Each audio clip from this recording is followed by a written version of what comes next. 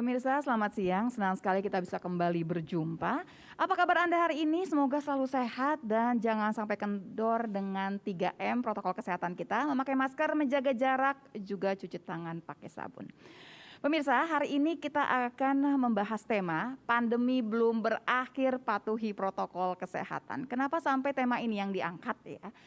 Sebetulnya acara ini sudah direncanakan seminggu yang lalu. Tapi rasanya hari ini pas sekali karena kemarin kebetulan ya tanggal 3 Desember kembali pecah rekor angka 8.369 kasus.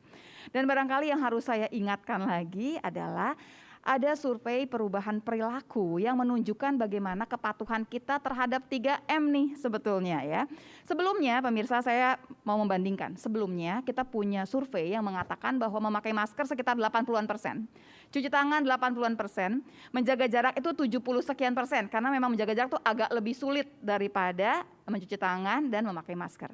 Tapi ternyata per tanggal 18 November, survei dari bidang perubahan perilaku menunjukkan kita terjun bebas nih. Ternyata angka kepatuhannya cuma di 59,2%. Apa yang terjadi? Apakah ini kemudian berhubungan juga dengan kasus kita yang tiba-tiba pecah rekor terus ya? Nanti kita bahas semuanya. Saya punya 3 orang narasumber. Yang 2 hadir langsung, yang 1 lewat Zoom ya. Jadi yang pertama adalah Prof. Wiku Adhisa Smito, Koordinator Tim Pakar juga juru bicara pemerintah untuk penanganan COVID-19. Prof. Wiku, kita ketemu lagi Prof. Sehat ya Prof? Alhamdulillah, terima kasih Dr. Dula. Kemudian terima kasih banyak nih yang punya Kota Bogor bisa mampir ke Geraha BNPB.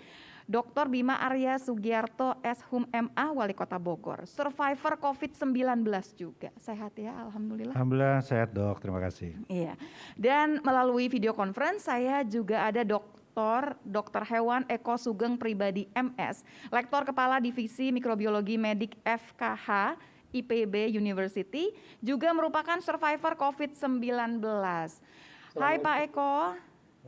Iya, nanti kita akan tanya lebih jauh keadaannya Pak Eko sekarang ya Pak ya. Katanya sih masih belum sempurna nih Pak ya sehatnya ya. Kita juga nanti akan bertanya sama Mas Bima.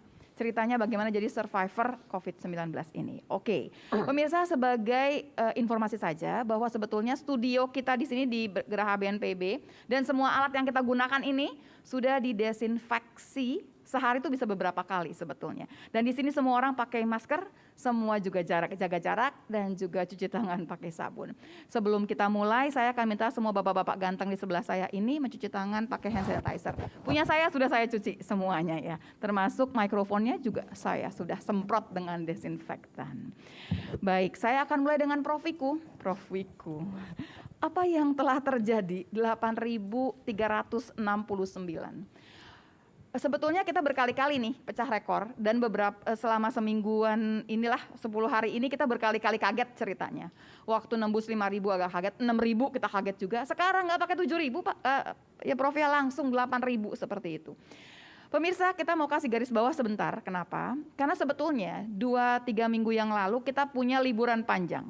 Prof. Wiku dan teman-teman di sini sudah ketakutan nih 2 minggu setelah liburan panjang. Karena dihitung, waktu itu sempat cuma 4.000 berarti nggak ada pelonjakan yang berarti ya. Rasanya wah kita aman, ternyata tidak aman.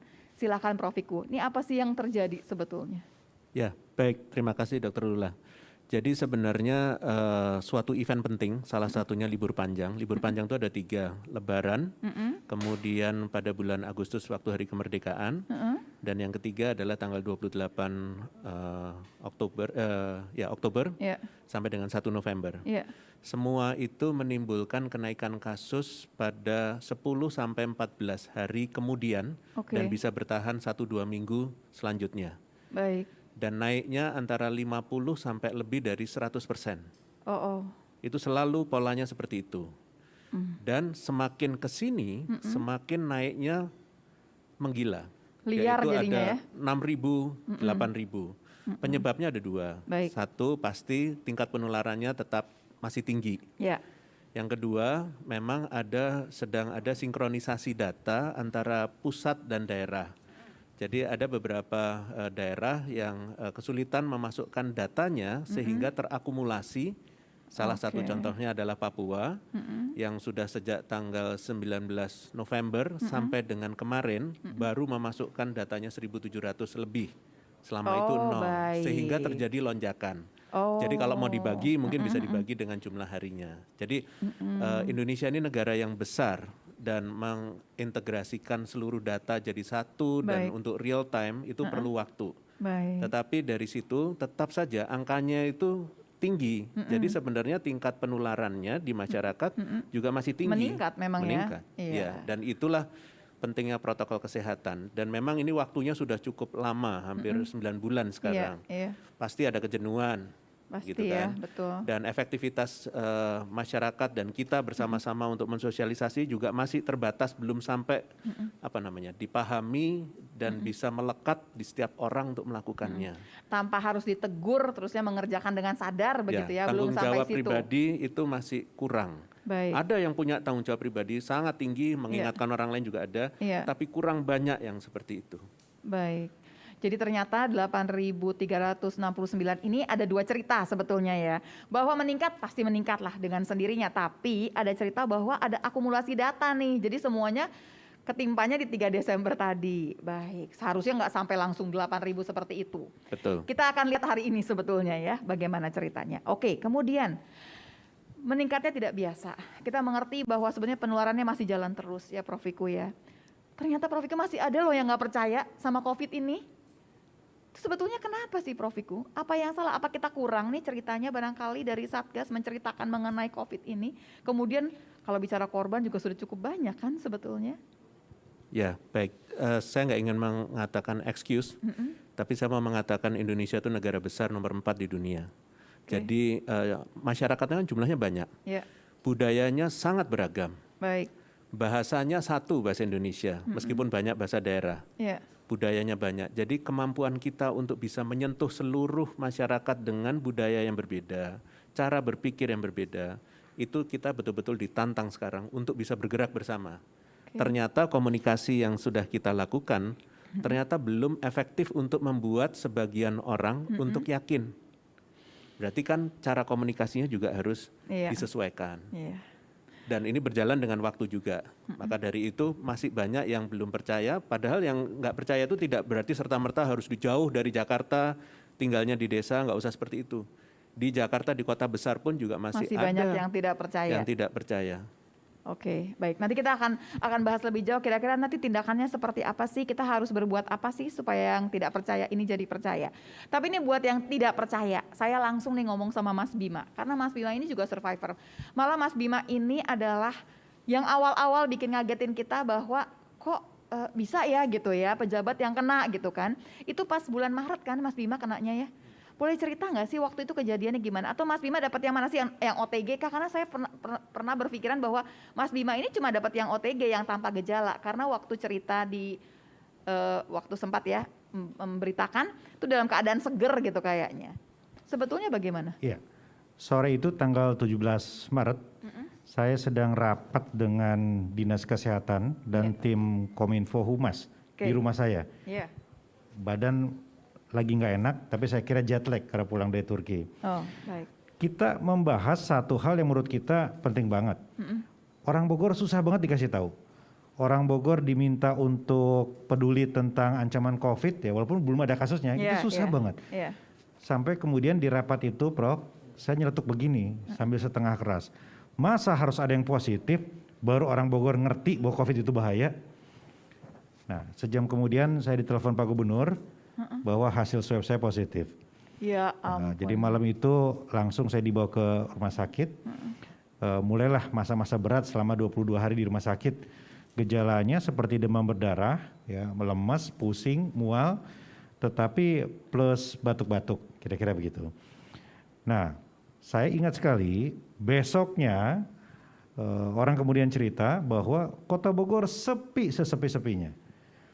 Berita di mana-mana, ya, karena saya pasien 001 di Kota Bogor. Nomor 1. Nomor 1. Nah, artinya saat itu semacam ada shock terapi. Semacam ada shock bahwa wah, wali kota aja bisa kena, gitu kan. Sepi dan sebagainya. Nah, sampai saat itu saya masih agak sedikit koordinasi. Saya bilang ini momentum untuk mengingatkan warga Bogor bahwa COVID itu nyata. Tapi emang terjadi kemudian. Setelah agak lama, apalagi kemudian setelah saya sembuh, mulailah ada orang yang nanya begini, Dok, Kang, waktu itu benar sakit. Maksudnya apa? Enggak, banyak yang percaya bahwa wali kota pura-pura aja. Seperti Settingan itu. gitu maksudnya? Settingan, seperti itu. Nah, kemudian ini saya hubungkan lagi dengan survei yang kita lakukan bersama-sama teman lapor COVID dan NTU Singapura. Ada 19% dari warga Bogor yang percaya COVID itu teori konspirasi. 29% Aduh. percaya COVID itu nyata, dan yang lebih bahaya lagi dok, 50% warga antara percaya dan tidak. Ini kalau dalam politik itu swing voters ya.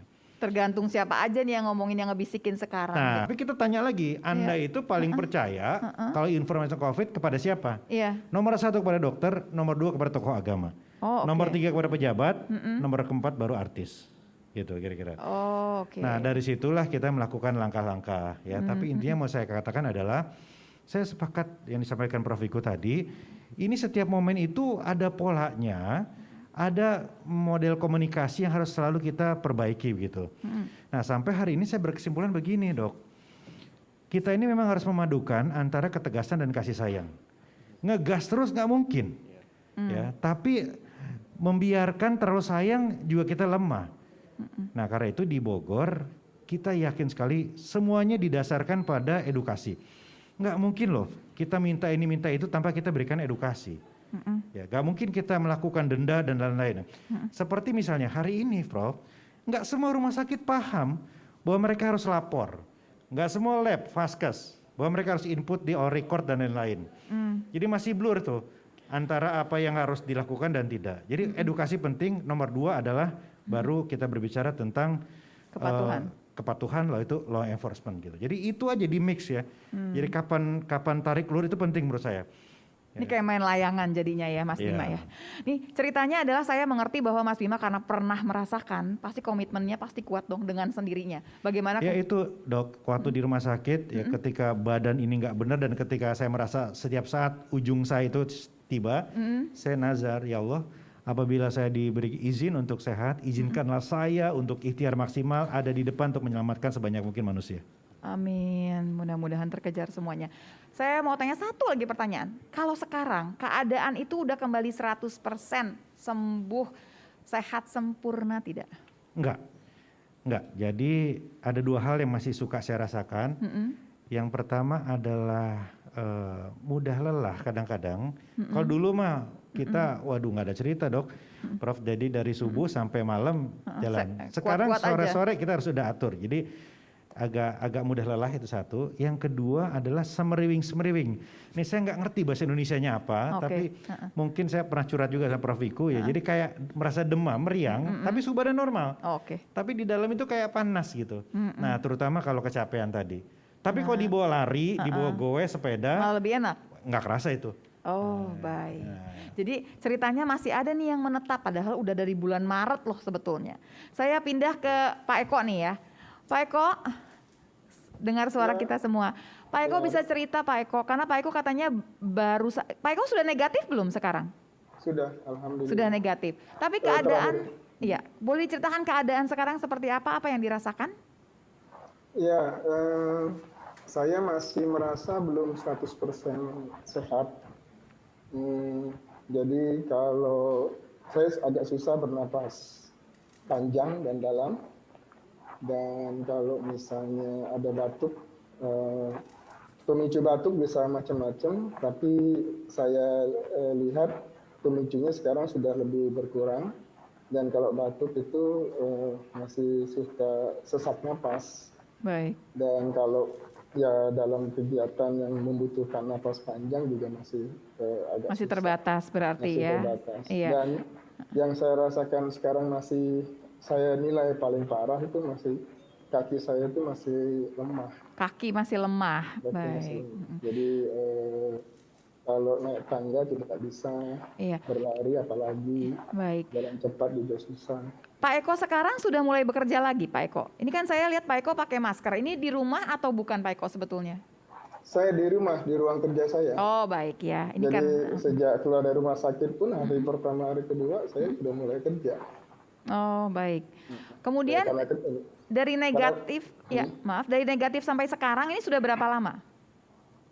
Saya periksa terakhir itu tanggal 19 November. Oktober, dan 3 hari kemudian keluar hasilnya. Oke, baik ya. Pemirsa, saya bukan menunjukkan ini buktinya maksudnya. Bahwa semua orang yang sudah survivor pun ada yang bisa sempurna kembali, ada yang masih merasakan ada gejala. Jadi kalau Pak Eko masih menunggu pemulihan, kalau Mas Bima di sini sebetulnya juga masih ada gejala sisa yang masih dirasakan. Kita nggak kembali sembuh sempurna. Yang paling baik adalah jangan sampai kena, jangan sampai sakit. Terus pegangannya apa? Vaksinnya di depan mata tapi belum sampai di kita. Obatnya belum ada. Berarti sekarang ya 3M lagi, 3M lagi.